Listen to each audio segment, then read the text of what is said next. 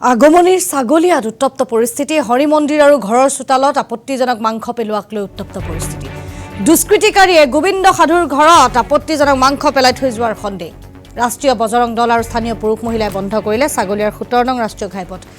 গো হত্যা বন্ধ কৰক হিন্দু বিৰোধী হুঁচিয়াৰ আদি শ্লোগানেৰে স্থানীয় ঘাইপথ উত্তাল প্ৰতিবাদ ঘাইপথত ঘটনাক কেন্দ্ৰ কৰি অঞ্চলজুৰি তীব্ৰ উত্তেজনা দিনৰ 12 বজাৰ ভিতৰত দুষ্কৃতিকাৰীক গ্ৰেপ্তাৰ নকৰিলে তীব্ৰ আন্দোলন গঢ়ি তোলাৰ হুংকাৰ ৰাষ্ট্ৰীয় বজৰং দলৰ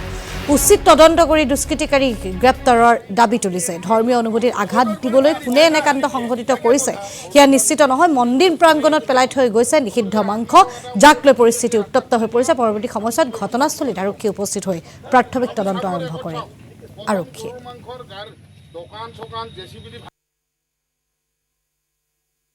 ইতিমধ্যে সীমান্ত ছাগলী অঞ্চলৰ মন্দিৰত কোনোবাই দুষ্কৃতিকাৰীয়ে যে অজ্ঞাতভাৱে যে আমাৰ মন্দিৰৰ কাষত যে গৰুৰ মাংস থৈ সমাজখনৰ এটা বিশৃংখলাৰ পৰিৱেশ সৃষ্টি কৰিছে গতিকে আমি ধুবুৰী জিলা আক্ৰমণত ধিক্কাৰ জনাইছো গতিকে প্ৰশাসনক আমি দাবী জনাইছো যে অনতিপলমে খুব কম সময়ৰ ভিতৰত 24 ঘণ্টাৰ ভিতৰত এই যে গো মাংস থৈ আমাৰ মন্দিৰৰ যেটা পৰিৱেশ নষ্ট কৰিছে তাক কৰায়ত্ব কৰি জেললৈ প্ৰেৰণ কৰিব লাগে অন্যথা কিন্তু অনাগত দিনত আমাৰ আক্ৰোশ তীব্ৰভাৱে গণতান্ত্রিকভাবে আমি আন্দোলনের দ্বারা কার্যসূচী লবলে আমি খবর সকালবেলা যখন পরিক্রমা করতেছিলাম